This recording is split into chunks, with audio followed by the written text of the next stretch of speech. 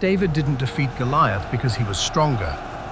He defeated him because he trusted God. The valley is silent. And the truth is, many people lose their battles today not because the giant is too big, but because their faith is too small. I have faith. Let me show you something powerful. And I have resolve. The Bible tells us in 1 Samuel chapter 17 that a giant named Goliath came out every day to challenge Israel. The final stand has been. This man was nearly 9 feet tall. His armor alone weighed more than many men could carry. This armor His spear has seen more looked than like a century weaver's of war. beam. And every day he shouted, "Send me a man to fight." Now listen carefully. Israel had an army. They had soldiers. They had weapons. They had a king.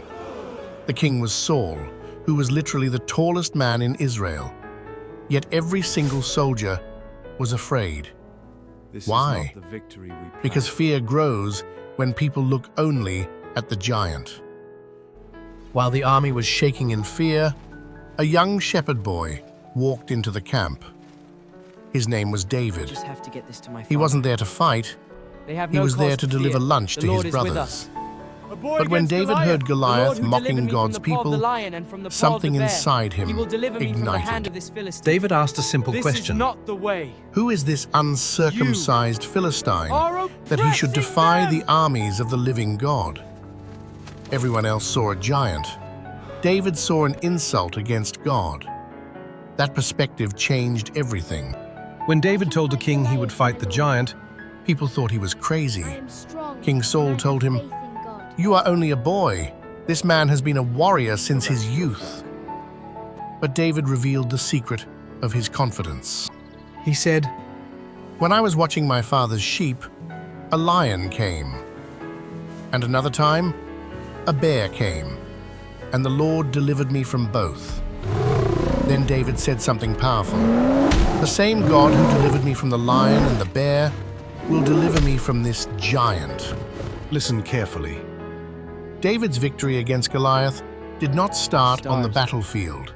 It started So bright in the tonight. hidden seasons, in the I quiet wonder what they see places, when they look at us. in the fields where nobody was watching. King Saul tried to help my David. He gave him armor, a helmet, a sword, a shield. But David tried to walk and said, "I cannot fight like thank this." So he took it off. Why? Because David understood something many people miss. You cannot defeat your battles wearing someone else's calling. David went one back to too. what he knew: a sling, 5 stones, and complete trust in God. David walked toward Goliath. The giant laughed. "Am I a dog that you come to me with sticks?" But then David spoke words that shook the battlefield. "You come to me with a sword and a spear, but I come to you in the name of the Lord of hosts." Then David ran toward the giant. Not away, toward him. 1 stone, 1 sling, 1 moment of faith, and the giant fell. Here is the truth many people misunderstand. David did not defeat Goliath because he had better weapons. He didn't defeat him because he had military training. He didn't defeat him because he was stronger. He defeated him because he trusted God. Faith turned a shepherd boy into a giant killer. Someone listening to this today has a giant in front of them. Your giant might be debt, fear, depression, a broken relationship, a problem that looks impossible. And just like Israel's army, you might feel small. But here's the truth. Your giant is not bigger than your God.